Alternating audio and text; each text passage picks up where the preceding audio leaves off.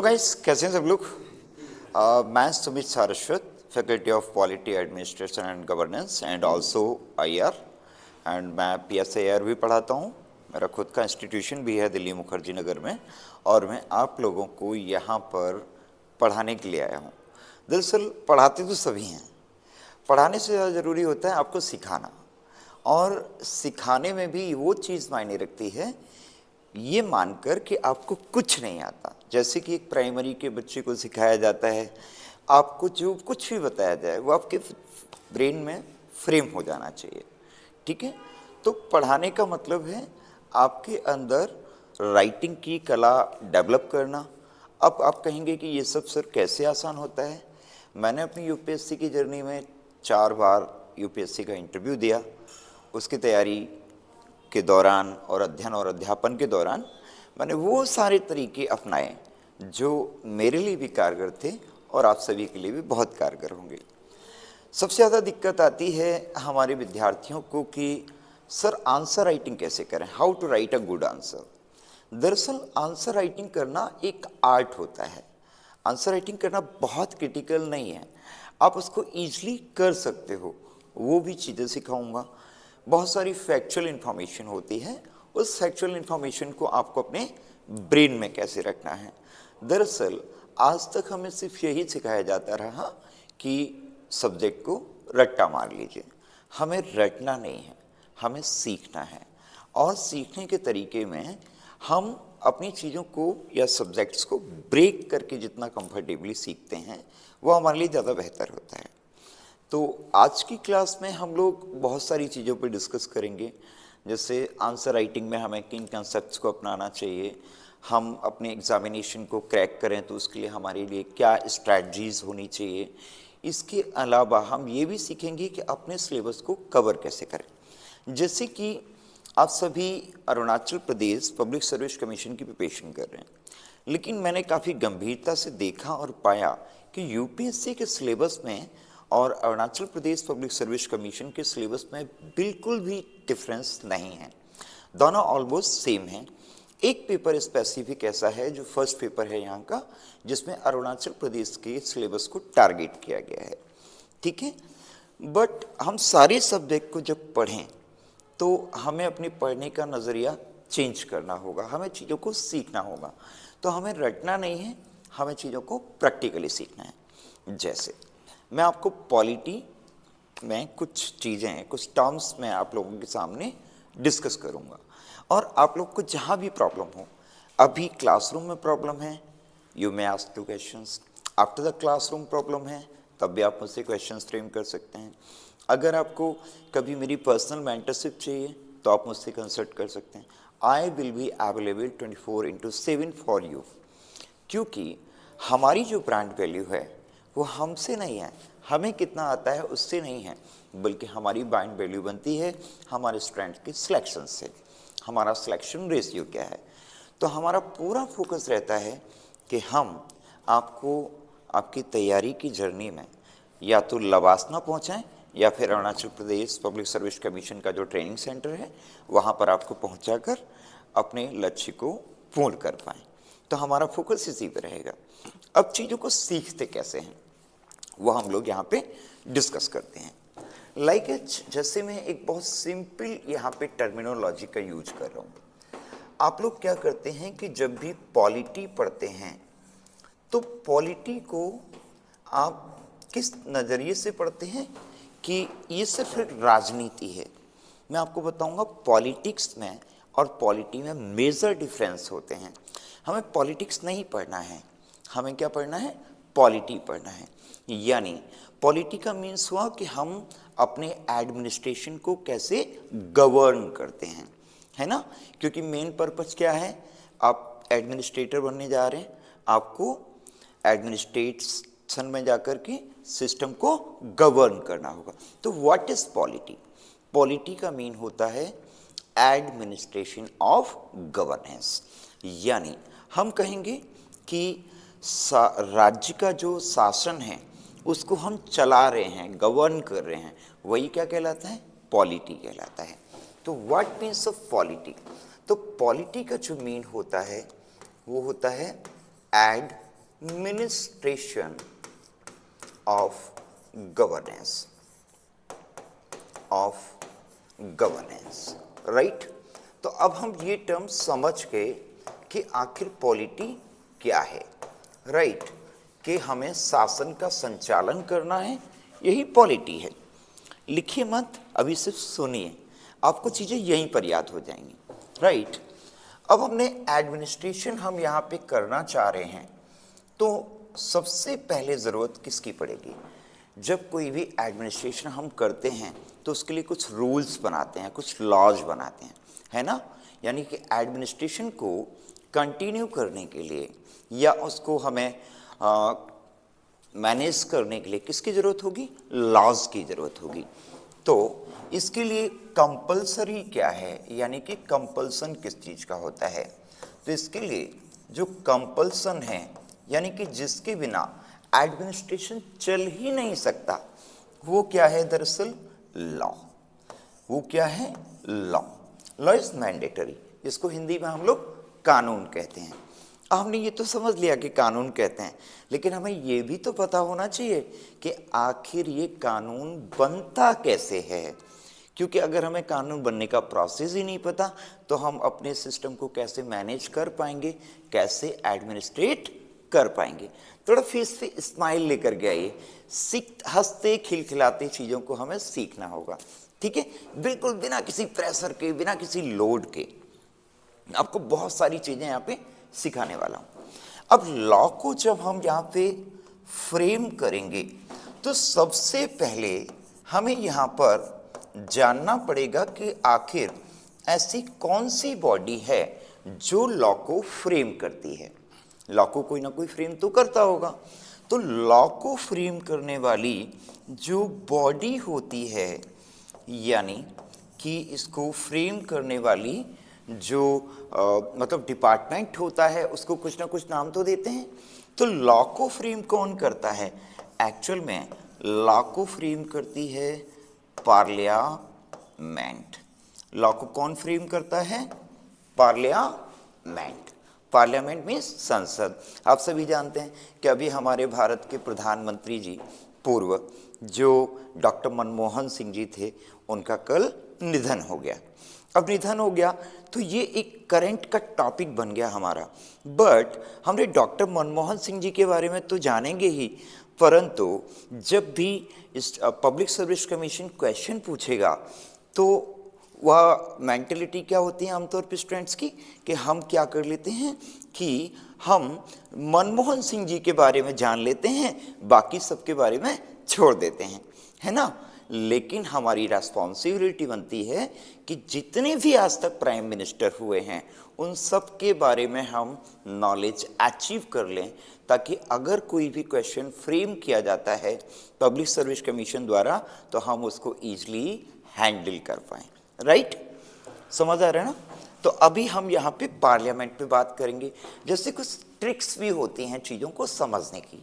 Like S आप लोग क्या करते हो? रट्टा लगाते हो। रट्टा नहीं लगाना, मैं आपको कुछ ट्रिक्स बताता हूँ जिससे आप चीज़ों को याद कर सकते हैं, ठीक है। अभी हम पार्लियामेंट पे बात करेंगे, मैं उन ट्रिक्स पे थोड़ा सा डिस्कस कर देता हूँ जिनसे आपको प्राइम मिनिस्टर को याद करने में काफ़ी आसानी होती है। लाइक एच सबसे पहले हम बात करें तो भारत की जो सबसे पहले प्रधानमंत्री थे वो कौन थे? पंडित जवाहरलाल नेहरू जी। अब पंडित जवाहरलाल नेहरू जी ने, आपको पता है कि हमारा इंडिया इंडिपेंडेंट हुआ, कब हुआ था? 15 अगस्त 1947 को हुआ। तो इन्होंने कब तक? 1947 से लेकर 1964 तक प्राइम मिनिस्टर का रोल पार्टिसिपेट किया था। उसके बाद जब इनकी अचानक से डेथ हो गई तो उस समय पे क्या था कि आज जो चीज़ें चल रही हैं, आज क्या होता है कि प्राइम मिनिस्टर की डेथ हुई तो पूरी जो हमारी लोकसभा है वो डिसॉल्व हो जाती है। उस समय पे ये प्रोसेस नहीं था। उस समय पे क्या था कि अगर प्राइम मिनिस्टर की डेथ हो जाती है तो लोकसभा डिसॉल्व नहीं होगी, बल्कि उनकी जगह पर एक कोई सपोर्टिव जो प्राइम मिनिस्टर हैं, है ना, उनको अपॉइंट कर दिया जाएगा, तो ताकि कुछ दिनों के लिए सिस्टम को मैनेज किया जा सके। तो गुलजारी लाल नंदा जी को टेम्परेरी यहाँ पर क्या बना दिया गया, गुलजारी लाल नंदा जी 1964 में कुछ टाइम के लिए क्या रहे, प्राइम मिनिस्टर रहे। लेकिन गुलजारी लाल नंदा जी कैसे थे भाई, गुलजारी लाल नंदा जी टेम्परेरी थे, है ना। अब क्या हुआ, नई लोकसभा के इलेक्शन हुए, लोकसभा तो सभी लोग जानते होंगे। अब नई लोकसभा के इलेक्शन हुए तो अगली बार प्रधानमंत्री बनने का मौका किसको मिला, लाल बहादुर शास्त्री जी को। अब लाल बहादुर शास्त्री जी प्राइम मिनिस्टर बने। इनके साथ क्या हुआ कि ये 1964 से लेकर 1966 तक प्राइम मिनिस्टर रहे। ये एकमात्र ऐसे प्राइम मिनिस्टर हैं जिनकी डेथ ना आउट ऑफ इंडिया हुई है। अब आप कहेंगे सर आउट ऑफ इंडिया कैसे हुई, तो आउट ऑफ इंडिया इस प्रकार से हुई कि उस समय पर पाकिस्तान और इंडिया के बीच ताशकंद नामक स्थान को लेकर के एक कॉम्प्रोमाइज़ हुआ था, जिसको हम ताशकंद कॉम्प्रोमाइज़ या ताशकंद समझौता कहते हैं। तो जब ये समझौता हुआ तो हमारे जो प्राइम मिनिस्टर थे वो पाकिस्तान के प्राइम मिनिस्टर से इस मैटर को, इस डिस्प्यूट को सॉल्व करने के लिए गए हुए थे। तो उन्होंने ये डिस्प्यूट सॉल्व किया। डिस्प्यूट सॉल्व करके जब वो भारत आ रहे थे उसी समय इनकी दुर्घटना में क्या हो गई, डेथ हो गई। तो only prime minister of India जिनकी डेथ आउट ऑफ इंडिया हुई है। तो हमें लाल बहादुर शास्त्री जी के बारे में एक नया कंसेप्ट मिला। इसी तरह अगर पंडित जवाहरलाल नेहरू जी की बात की जाए तो इनकी एक क्वालिटी है, और वो क्वालिटी क्या है कि इतने लॉन्गेस्ट टेन्योर के लिए आज तक कोई भी व्यक्ति इंडिया में प्राइम मिनिस्टर नहीं बना है, क्योंकि इनको प्राइम मिनिस्टर बनने का मौका कितनी बार मिला, 4 टाइम्स मिला। अब 4 टाइम्स मिला तो 4 टाइम्स में इनका जो कुल टेन्योर था वो था 16 ईयर्स, 16 वर्ष 9 माह यानी 9 मंथ्स एंड 13 डेज। इतने लॉन्ग टेन्योर के लिए कोई भी व्यक्ति प्राइम मिनिस्टर नहीं बना है। अब आपसे मान लीजिए कि प्रधानमंत्री पे ही लिखने के लिए आता है कि भारत के प्रधानमंत्रियों के बारे में आप बताइए, तो आपको क्या करना होगा, इनिशियल टाइम से यानी कि हमारा जब देश इंडिपेंडेंट हुआ तब से लेकर आज तक के प्राइम मिनिस्टर्स के बारे में हमें बताना पड़ेगा ना। तो वही हम करेंगे। तो हम बता देंगे कि पंडित जवाहरलाल नेहरू जी सबसे लॉन्गेस्ट टेन्योर के लिए प्राइम मिनिस्टर रहे थे। अब इनकी भी डेथ हो गई तो फिर क्या हुआ, बेचारे गुलजारी लाल नंदा जी को फिर कुछ दिनों के लिए क्या किया गया, 1966 में टेम्परेरी पीएम बना दिया गया। अब यहाँ पे देखो गुलजारी लाल नंदा जी के साथ देख रहे हो, बेचारे 2 बार इंडिया के प्राइम मिनिस्टर बने, लेकिन रहे कैसे, टेम्परेरी रहे। टेम्परेरी का मतलब तो आप जानते हैं, बस काम चला दिया, नाम हो गया, बट उनका कोई इम्पैक्ट नहीं पड़ा। ठीक है, अब मैं थोड़े थोड़े नाम आपको बता देता हूँ। इसके बाद फिर कौन बनी, इंदिरा गांधी जी। इंदिरा गांधी जी बनी तो इंदिरा गांधी जी 1966 से लेकर 1970 तक, और दूसरी बार 1970 से लेकर 1977 तक प्राइम मिनिस्टर रही।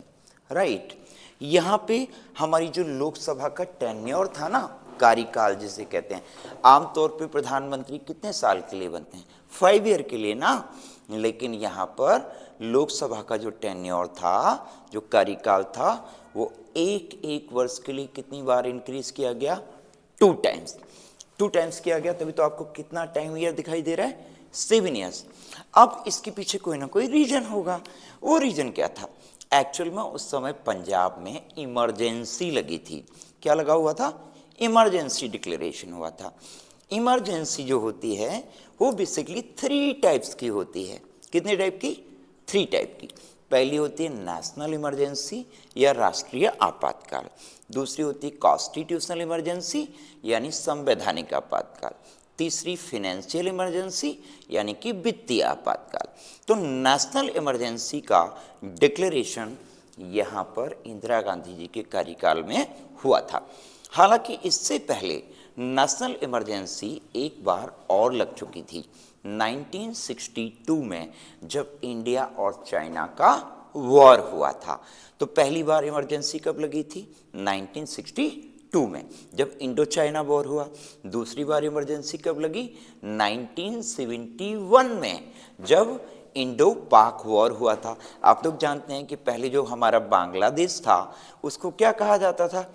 उसको ईस्टर्न पाकिस्तान कहा जाता था, लेकिन उसके ईस्टर्न पाकिस्तान में पाकिस्तान जो मूल रूप से था वो इंटरफियर करता था, तो इसीलिए इंडिया ने मजबूरन पाकिस्तान पे अटैक कर दिया और बांग्लादेश को इंडिपेंडेंट करा दिया।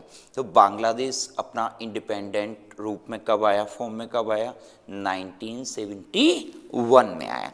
तो बांग्लादेश को आज़ादी कब मिली, कब इंडिपेंडेंट हुआ? 1971 में हुआ। राइट? समझ आ रहा है ना?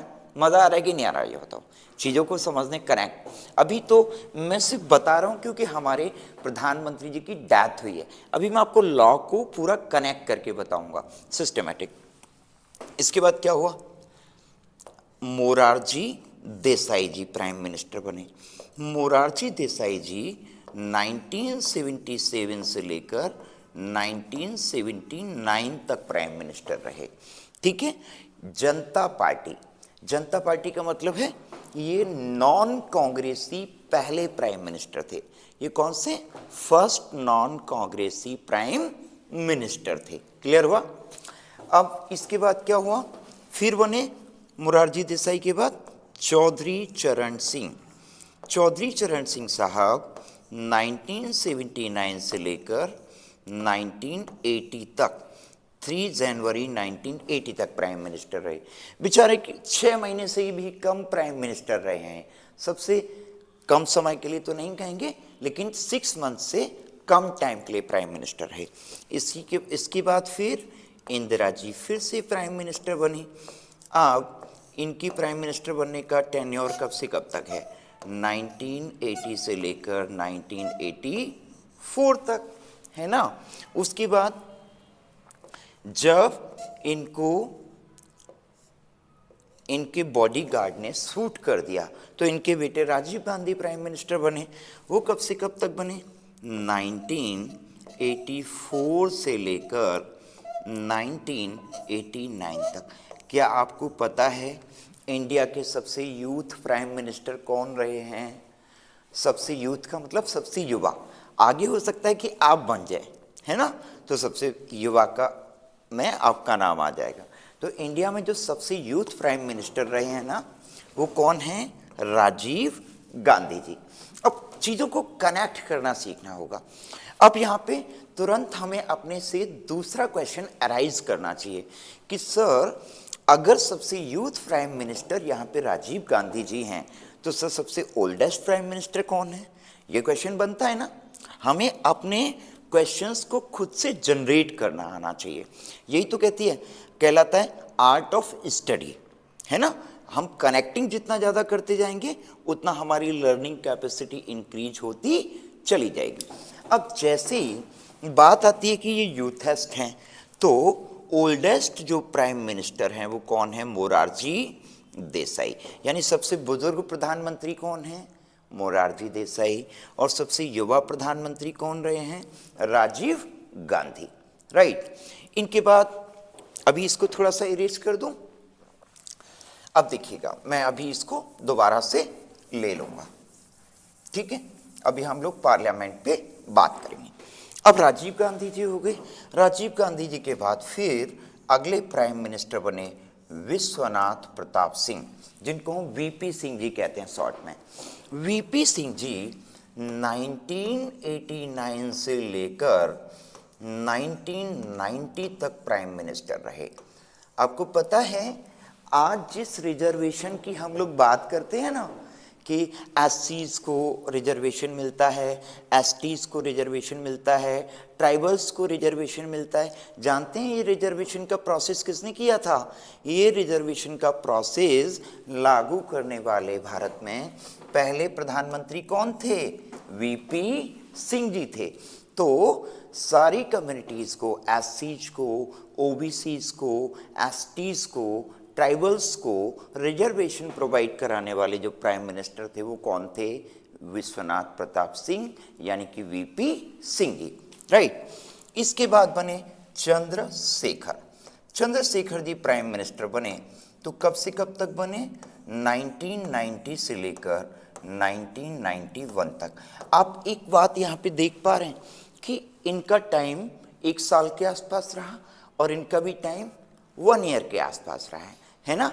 यानी ये अपना टेन्योर जो है वो पूरा 5 ईयर नहीं कर पाए थे। क्लियर हुआ? इसके बाद अगले जो प्राइम मिनिस्टर बने वो बने पीवी नरसिम्हा राव। पीवी नरसिम्हा राव साहब 1991 से लेकर 1996 तक प्राइम मिनिस्टर रहे। ठीक है, तो 1991 से 1996 तक प्राइम मिनिस्टर कौन रहे? पीवी नरसिम्हा राव साहब। इसके बाद फिर बने अटल बिहारी वाजपेयी जी। अब अटल बिहारी वाजपेयी जी प्राइम मिनिस्टर बने तो उनका कार्यकाल कब रहा? 1996 में। आपको पता है सबसे स्मॉलेस्ट टेन्योर वाले जो प्राइम मिनिस्टर हैं वो कौन हैं? वो अटल बिहारी वाजपेयी जी हैं।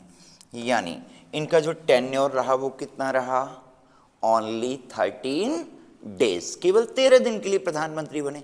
अब आप कहेंगे कि सर 13 दिन के लिए प्रधानमंत्री क्यों बने? अरे भाई, अगर किसी भी व्यक्ति को प्रधानमंत्री नियुक्त किया जाता है तो 1 महीने के अंदर उसको अपनी मेजॉरिटी को लोकसभा में प्रूव करना होता है। तो इनको लगा कि शायद मेरे पास उतनी मेजॉरिटी नहीं है। अब मेजॉरिटी का मतलब होता है कि जितनी भी सीटें हैं हमारी लोकसभा में उनसे 1 सीट ज़्यादा होनी चाहिए आपके पास। इसको तो मेजॉरिटी कहते हैं ना, मेजॉरिटी प्रूव करना। तो इनको लगा कि हमारे पास सफिशिएंट मेजॉरिटी नहीं है लोकसभा में, तो इन्होंने अपने पद से क्या दे दिया? रिजाइन दे दिया। अब रिजाइन दे दिया तो इनका जो टेन्योर था वो वहीं पर खत्म हो गया। ओनली 13 डेज के प्राइम मिनिस्टर बनकर रह गए। इसके बाद अगले जो प्रधानमंत्री बने वो बने एच.डी. देवे गौड़ा। एच.डी. देवे गौड़ा जी जब इंडिया के प्राइम मिनिस्टर बने तो प्राइम मिनिस्टर बनने से पहले ये कर्नाटक की जो लेजिस्लेटिव असेंबली थी, जिस तरीके से लोकसभा होती है ना, ठीक उसी तरीके से स्टेट्स में क्या होती है? लेजिस्लेटिव असेंबली होती है। अरुणाचल प्रदेश में भी क्या है? यहाँ पे विधानसभा है ना, लेजिस्लेटिव असेंबली है ना। तो जैसे लोकसभा होती है वैसे ये लेजिस्लेटिव असेंबली थी कर्नाटक की। और कर्नाटक की ये जो लेजिस्लेटिव असेंबली थी वहाँ से ये चुनकर आए, क्या बने फिर? Prime minister. इनका जो टेन्योर रहा वो 1996 से लेकर 1997 तक रहा। यानी कितना टेन्योर है? केवल 1 ईयर के नियर बाई। अब ये भी टेन्योर काफ़ी कम है ना। इसके बाद फिर बने इंद्र कुमार गुजराल। इंद्र कुमार गुजराल साहब। अब इंद्र कुमार गुजराल साहब बने तो 1997 से लेकर 1998 तक ये इंडिया के प्राइम मिनिस्टर रहे। ठीक है, यानी इनका भी टेन्योर कितना रहा? नियर बाय 1 ईयर, 1 साल के नियर बाय रहा, 1 साल के आसपास रहा ना। इसके बाद फिर कौन प्राइम मिनिस्टर बने? अटल बिहारी वाजपेयी जी। अटल बिहारी वाजपेयी जी बने 1998 से लेकर 1999 तक। यानी इनका टेन्योर इस टाइम पे पता है कितना रहा है? इस टाइम पे इनका जो टेन्योर रहा वो ओनली 13 मंथ रहा। कितना? 13 मंथ्स। तो उस समय पे पता है लोग क्या कहने लगे? लोगों का कहना क्या था? पहली बार 13 दिन के लिए, दूसरी बार 13 महीने के लिए, यानी अगली बार चांस इनको कितने टाइम का मिलना चाहिए? 13 ईयर्स के लिए मिलना चाहिए।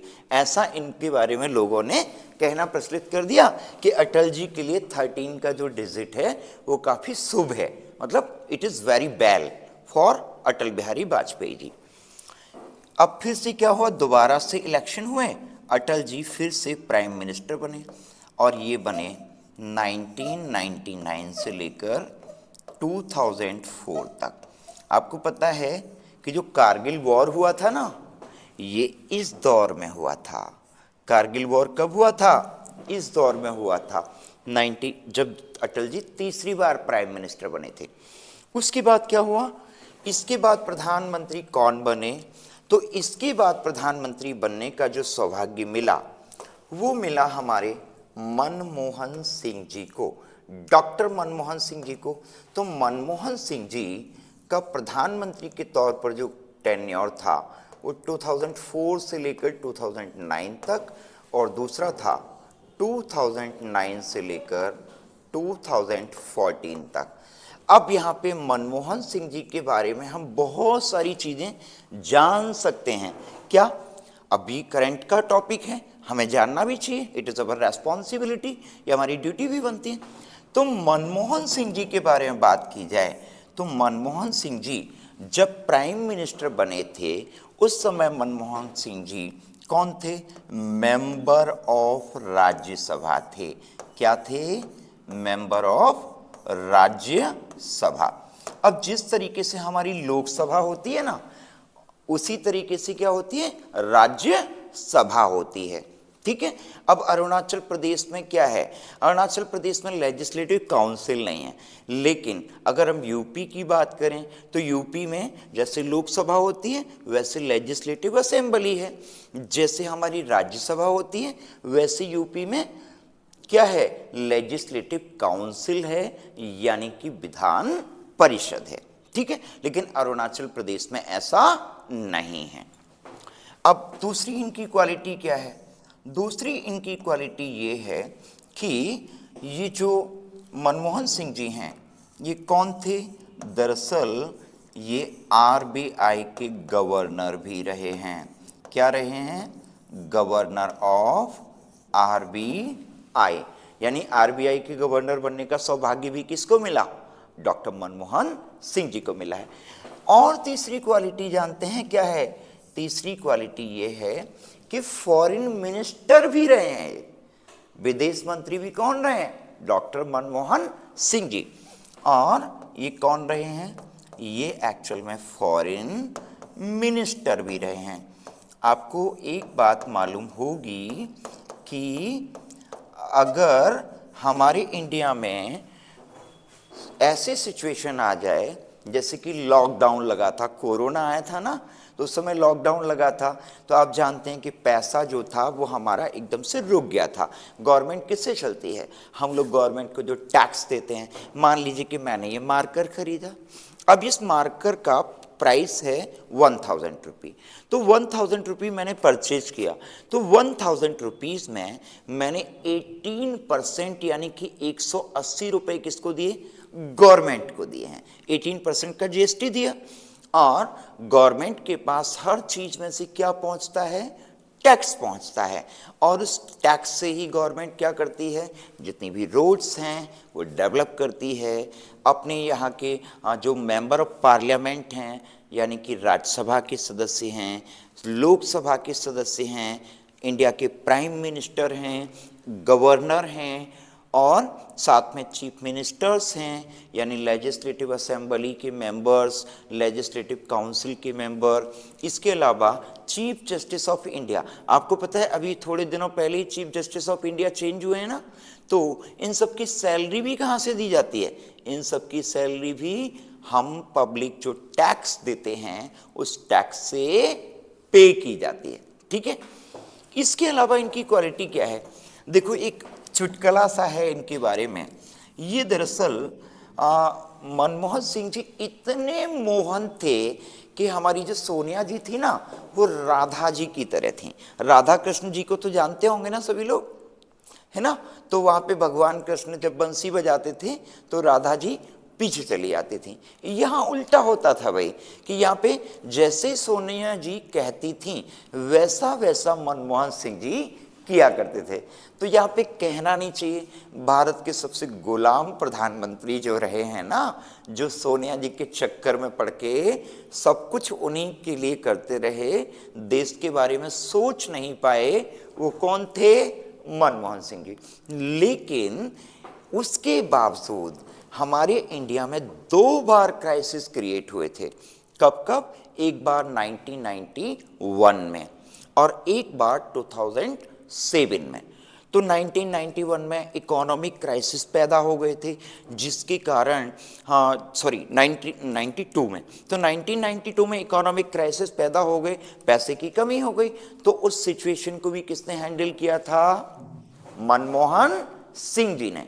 2007 में जब अमेरिका की जो बैंक थी ICICI, उस बैंक ने क्या किया? अपने आप को दिवालिया कर दिया। दिवालिया का मतलब जानते हैं क्या होता है? कि आपने मुझसे पैसे लिए और मेरा जब पैसे मांगने का वक्त आया तो आपने कहा भैया हमारे पास तो कुछ है ही नहीं, अब हमें ले जाओ। तो वैसे ही ICICI बैंक ने बहुत सारा पैसा USA की गवर्नमेंट से ले रखा था, और जब USA की गवर्नमेंट ने अपनी रिकवरी करनी चाहिए तो उन्होंने कह दिया भाई हमारे पास पैसे नहीं हैं। अब क्या करोगे? अब किसी की जान तो नहीं ले लोगे ना, टाइम दोगे कि भाई और टाइम लो। बाद में ICICI बैंक की सिचुएशन सुधर गई, और आज आपको पता है कि स्टेट बैंक ऑफ इंडिया के बाद सबसे जो स्ट्रांग बैंकिंग सिस्टम है वो ICICI बैंक का ही है, उसमें जबकि इकोनॉमी। तो दूसरी बार भी इकोनॉमिक क्राइसिस को किसने संभाला? मनमोहन सिंह जी ने। अब क्यों संभाला? क्योंकि इंडिया के सबसे बड़े जो इकोनॉमिस्ट रहे हैं अब तक, यानी अगर मैं इनको फादर ऑफ इंडियन इकोनॉमी कहूं तो ऐसा कहने में कोई समस्या नहीं है।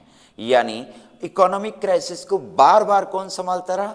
मनमोहन सिंह जी संभालते रहे। तो ये कौन थे? Economist of India. तो ये कौन है? Economist of India, economist of India रहे हैं।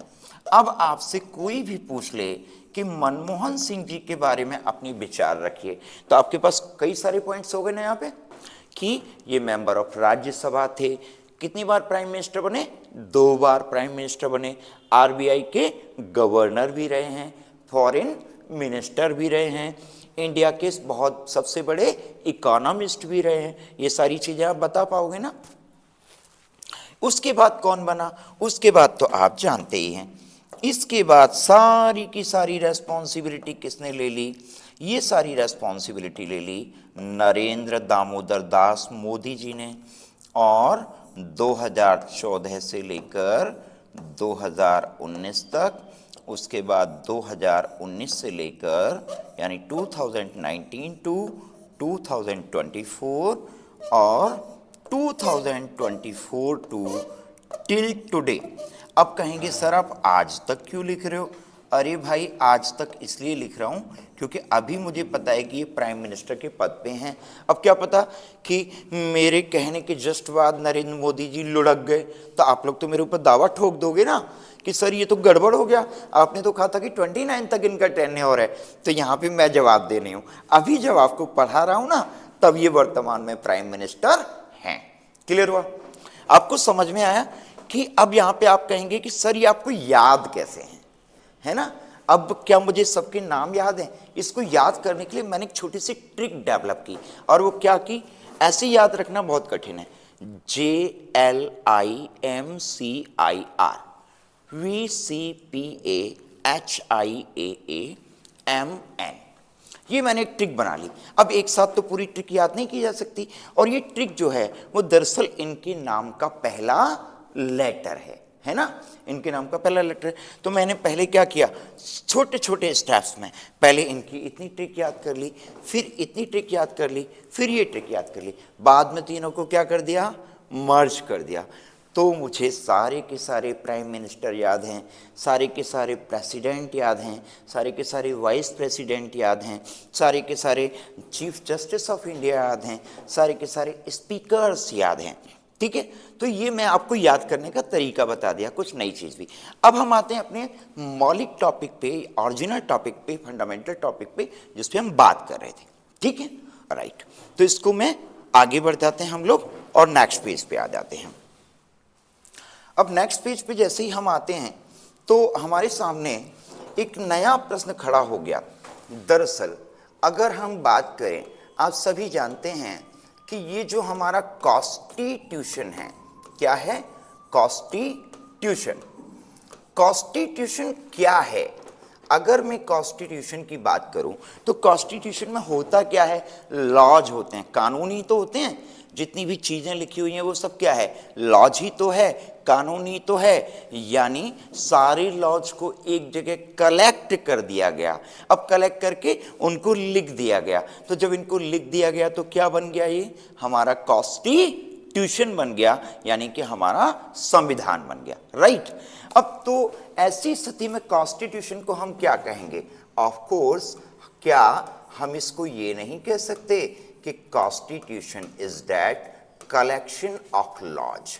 कॉन्स्टिट्यूशन क्या है, हमारे लॉ को एक जगह कलेक्ट कर दिया गया है, तब क्या बना, कॉन्स्टिट्यूशन बना। अब कॉन्स्टिट्यूशन बना तो अब बात आती है कि इस कॉन्स्टिट्यूशन के जो ऑर्गन्स हैं ना, वो ऑर्गन्स कितने होते हैं, कॉन्स्टिट्यूशन के ऑर्गन्स कितने होते हैं। तो कॉन्स्टिट्यूशन के मेन जो ऑर्गन्स होते हैं ना, वो कितने होते हैं, 3 होते हैं। अब हम अपनी ही बात देखें, एक हिस्सा हमारा ये होता है, दूसरा हिस्सा हमारा ये होता है, तीसरा हिस्सा हमारे पैरों का होता है ना। तो एक हमारा मैन बॉडी हो गई जो सबको एनर्जी देती है, दूसरा यहाँ पे हमारी बॉडी एनर्जी कंज्यूम होती है, और इस एनर्जी से हम नीचे से क्या करते हैं, चलने का काम करते हैं। तो सबका अपना अपना रोल है कि नहीं है, अपना अपना रोल पार्टिसिपेट करते हैं ना, सारे लोग सब अपना पार्टिसिपेट कर रहे हैं। अब कॉन्स्टिट्यूशन के जैसे ही हम ऑर्गन्स की बात करते हैं, तो कॉन्स्टिट्यूशन का जो पहला ऑर्गन है वो दरअसल क्या कहलाता है, वो कहलाता है लेजिस्लेचर। लेजिस्लेचर को हम लोग हिंदी में कहते हैं विधायिका। लेजिस्लेचर को हम लोग क्या कहते हैं हिंदी में, विधायिका कहते हैं। अब लेजिस्लेचर जो होती है वो दरअसल 2 पार्ट्स में होती है। कितने पार्ट्स में, 2 पार्ट्स में। अब 2 पार्ट में कैसे, एक तो होती है यूनियन की। आप जानते हैं कि हमारा देश जो है वो देश क्या है, यूनियन ही तो है, संघ ही तो है। दूसरा, ये जो लेजिस्लेचर होती है वो किसकी होती है, ऑफ कोर्स ये स्टेट की होती है। किसकी होती है, स्टेट की होती है। अब लेजिस्लेचर को हमने 2 पार्ट्स में डिवाइड कर दिया, यूनियन लेजिस्लेचर और स्टेट लेजिस्लेचर।